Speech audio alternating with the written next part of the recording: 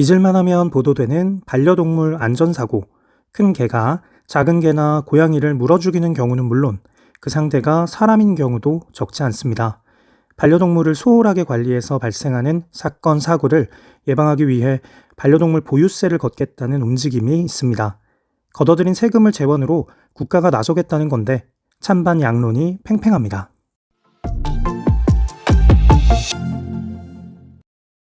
농림축산식품부는 지난 8월 반려동물 관리 방안 등에 대한 국민 의견 조사를 실시하겠다는 보도자료를 냈습니다.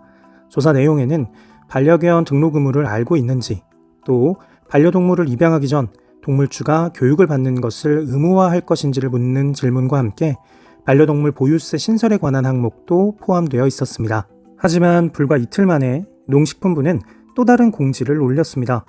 반려동물 보유세 공론화를 위한 설문조사가 아니었으며 도입 여부는 신중하게 검토하겠다는 취지였습니다. 대통령 업무보고를 앞두고 23년 내 보유세 도입을 위해 의견을 수렴하겠다고 했던 농식품부 장관의 발표가 무색해지는 공지였습니다.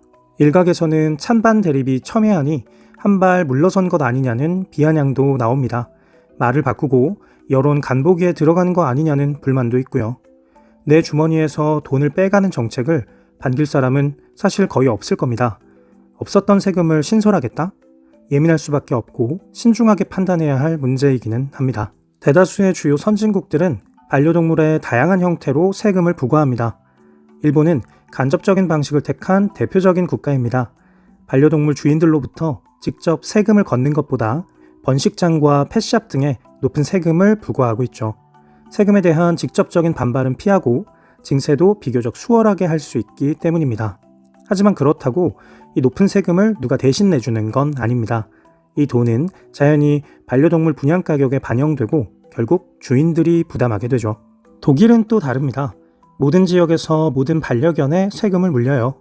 국세가 아닌 지방세이기 때문에 지역에 따라 액수의 차이는 있지만 개 무게를 기준으로 삼아 위험성이 높은 맹견은 세금이 추가되고 장애인 안내견은 부과 대상에서 제외하는 등 기본적인 뼈대는 같습니다.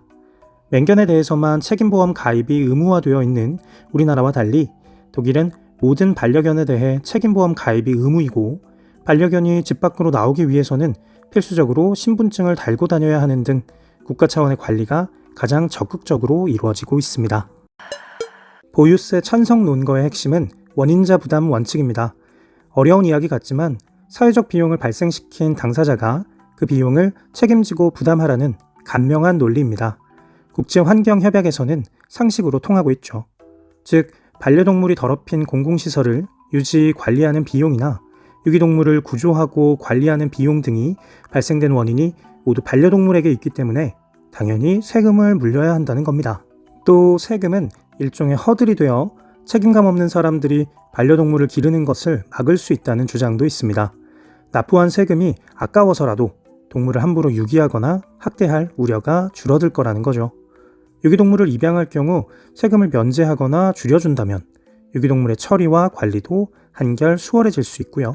이외에도 걷어들인 세금으로 주인들에 대한 교육 프로그램을 운영해 동물 복지를 향상시키고 개물림 사고 피해자에 대한 치료비를 지원할 수도 있으니 보유세를 신설하지 않을 이유가 없다는 입장입니다.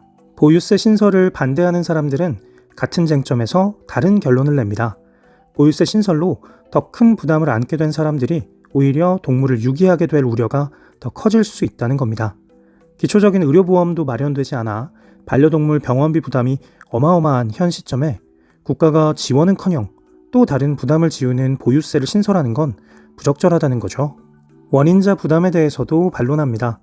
반려동물이 공공시설을 더럽히지 않도록 꼼꼼히 챙기고 동물 유기는 생각조차 해본 적이 없는데 반려동물을 기른다는 이유만으로 사회적 비용의 원인자로 지목되는 것은 부당하다는 이야기입니다. 돈 없는 사람은 동물도 키우지 말라는 거냐는 목소리와 책임감 있게 길러야 동물과 사람이 더 행복할 수 있다는 의견이 팽팽히 맞서고 있습니다. 2020년 통계청은 인구주택 총조사를 통해 반려동물을 기르는 가구가 313만인 것으로 집계했습니다. 그런데 같은 해 농식품부가 조사한 동물보호복지 국민의식 조사 결과로는 반려동물 가구는 그 2배가 넘는 638만 가구였죠. 같은 해의 한 조사인데도 조사 기관에 따라 2배가 넘는 차이가 난다? 우리 정부는 반려동물과 유기동물의 대략적인 규모조차 온전히 파악하고 있지 못한 것 같습니다. 실효적인 대책을 기대하기는커녕 그동안 정부가 제대로 된 문제인식조차 가지지 못했던 게 아닐까 의심스러울 정도죠. 반려동물은 삶의 동반자로서 우리에게 큰 행복을 줍니다. 장애인을 돕는 안내견은 또 얼마나 소중한 존재인가요? 하지만 반복된 안전사고와 가혹한 동물학대 또한 엄연한 현실입니다. 지금 이 시간에도 갖가지 이유로 수많은 동물들이 버려지고 있다는 사실을 못 본 척해서도 안 됩니다. 개인의 도덕성과 양심에만 기댈 것이 아니라 국가 차원의 적극적 대책이 절실합니다. 무엇이 문제이고 왜 이런 문제가 생겼는지, 인간과 동물이 모두 행복할 수 있는 방안은 무엇인지, 보유세를 비롯해 논의해야 할 과제는 산더미처럼 쌓여 있습니다.